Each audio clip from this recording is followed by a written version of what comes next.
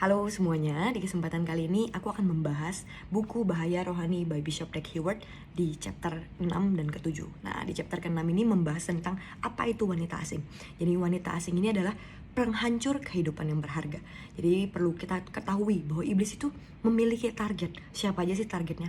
Pasti orang-orang yang diurapi, orang-orang yang berharga di hadapan Tuhan, orang-orang yang memiliki otoritas tertentu di dalam sebuah gereja gitu. Jadi iblis itu akan pakai senjatanya yang paling terkenal mungkin atau yang paling ampuh, yaitu adalah wanita asing atau pria asing atau orang asing. Jadi di sini Bishop Dag berkata gitu, orang-orang asing adalah orang-orang yang menabur benih percabulan, perzinahan atau hal-hal yang tidak berkenan di hadapan Tuhan. Jadi wanita asing di sini sangatlah berbahaya kalau misalnya kita biarkan itu terus ada di dalam sebuah komunitas atau di dalam hidup setiap kita. Nah, orang-orang asing ini bisa udah katakan bahwa bukan hanya orang dunia, tapi wanita asing, orang asing, pria asing bisa saja ada di dalam gereja. Dan aku belajar dari buku ini, Tuhan mau melengkapi setiap kita. Jangan sampai kita ini bisa tanda kutip dipakai oleh si jahat untuk yang namanya dipakai untuk jadi wanita asing, pria asing atau orang asing di dalam kehidupan orang lain. Jadi Tuhan mau setiap kita ini mengenali apa aja sih jenis-jenisnya, apa aja sih gejala-gejalanya. Jadi ketika kita tahu bahwa itu mungkin ada benih sedikit di dalam hidup kita, yang harus kita lakukan adalah bertobat di dalam Tuhan.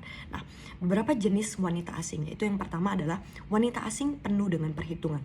Di sini Bishop Dag berkata, wanita ini tahu apa yang sedang dia lakukan, apa yang harus dia lakukan, atau dia memiliki begitu banyak perhitungan atau strategi bagaimana dia menghancurkan man of God atau hamba Tuhan. Jadi aku mau katakan bahwa wanita asing di poin pertama ini, mereka tampaknya lugu atau polos, tetapi ternyata mereka memiliki banyak strategi untuk menghancurkan hamba-hamba Tuhan. Nah, yang kedua adalah wanita yang tidak bermaksud jadi wanita asing. Nah, ini juga menurutku ini yang sangat berbahaya.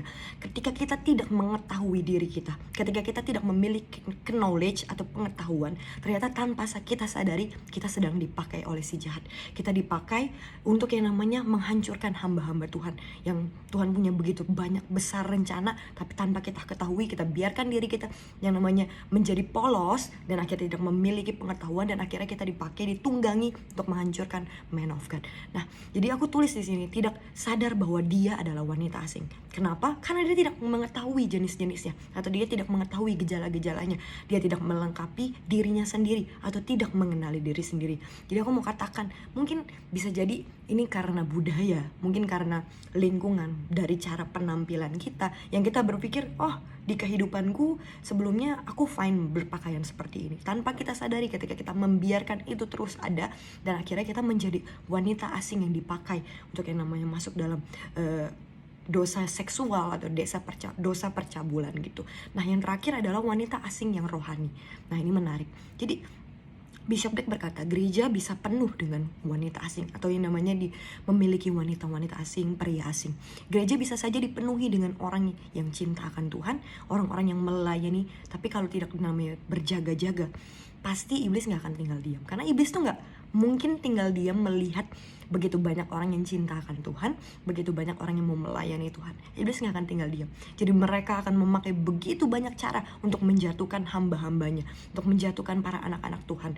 Jadi yang aku mau highlight adalah di poin ini adalah perlengkapi diri kita, perlengkapi dengan yang namanya Word of God, perlengkapi diri kita dengan yang namanya hubungan dengan Tuhan, biar setiap hari kita tuh selalu datang ke Tuhan, melakukan pertobatan, dibersihkan dari setiap yang bukan pikiran yang bukan dari Tuhan, setiap yang namanya apa yang kita lihat yang bukan dari Tuhan dibersihkan setiap hari.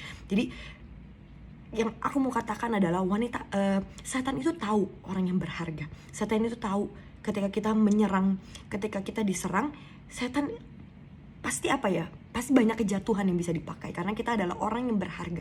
Jadi berjaga-jagalah, kenalilah setiap yang namanya gejala-gejala atau jenis-jenis wanita asing ini. Dan tidak hanya di situ, aku juga akan bahas dari bab ke-7, chapter ke-7. Nah, ini Ini juga menurutku penting, dimana setiap kita ini penting untuk yang namanya melepaskan diri kita dari jerat atau perangkap orang asing atau wanita asing atau pria asing.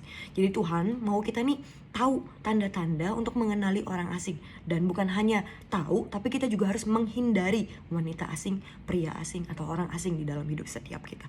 Jadi jangan sampai kita ini tertipu dengan orang-orang yang punya tanda-tanda ini. Kita berpikir kita bisa merubah mereka, kita berpikir kita bisa yang namanya handle mereka. Jangan, Tuhan sudah katakan terang-terangan, ketika kita melihat orang yang memiliki tanda-tanda ini, hindari, jangan mendekat, jangan yang namanya men-challenge diri kita, tanda kutip, tapi hindari gitu. Nah, ini adalah beberapa tanda-tanda, sebenarnya banyak banget di buku ini, di chapter ini terutama di chapter ke-7 banyak banget tanda-tandanya. Aku akan bahas beberapa tanda. Yang pertama yang aku mau membahas adalah wanita asing itu keras kepala, tidak mau mendengar, keras kepala, tidak mau tunduk di bawah kepemimpinan.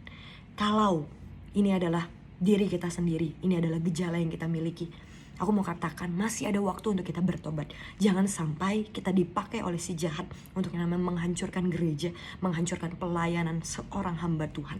Jangan sampai kita dipakai gitu. Nah, jadi wanita asing ini akan memiliki kekerasan kepala, tidak mau dididik, tidak mau diajar. Karena sebenarnya kita perlu tahu dan garis bawahi, ketika kita ini mau ada di bawah kepemimpinan seseorang atau mau ditundukkan tanda kutip, mau yang namanya belajar, dididik, tanpa kita sadari, kita sebenarnya sedang diselamatkan. Kita diselamatkan dari yang namanya kebodohan, kita diselamatkan dari yang namanya jerat oleh si jahat, kita diselamatkan gitu. Jadi kalau misalnya hari ini kita nggak mempunyai telinga yang mendengar dan tidak pernah menjadi pelaku, mari kita sama-sama bertobat. Aku percaya there's a time ketika teman-teman mungkin mendengar video ini, there's a time untuk namanya bertobat, there's a time untuk yang namanya melepaskan jerat menjadi wanita asing atau jerat dari wanita asing atau pria asing tersebut. Nah, poin yang kedua yang aku mau katakan adalah wanita asing itu penuh dengan tipu muslihat. Ya namanya tipu, nggak ada orang yang suka ditipu. Yang namanya tipu ya artinya itu adalah penuh dengan kebohongan. Jadi tipu muslihat itu adalah senjata dari wanita asing, senjata muslihatnya wanita asing. Jadi kebohongan itu udah pasti sebuah tanda yang gak baik gitu. Jadi ketika ada orang yang berbohong, atau misalnya kita punya kecenderungan berbohong, bertobat. Jangan sampai kita menjadi kebiasaan untuk terus bertobat. Karena dengan satu kebohongan itu adalah tempat atau wadah untuk si roh jahat itu bersembunyi. Dan kita perlu tahu ketika roh jahat itu bersembunyi, nggak ada hal yang baik di sana. Ketika roh jahat sedang berkumpul di dalam satu tempat atau di dalam hidup kita, nggak ada hal yang baik di sana. Kita sedang namanya diincar untuk menjadi masuk celah, dan akhirnya kita bisa dipakai menjadi orang asing yang akhirnya menghancurkan gereja, menghancurkan banyak orang. Nah, poin yang terakhir yang buat aku penting yaitu adalah wanita asing itu licin dan licik. Jadi wanita asing itu biasanya memiliki yang kayak yang disebut di awal, memiliki banyak strategi, perhitungan.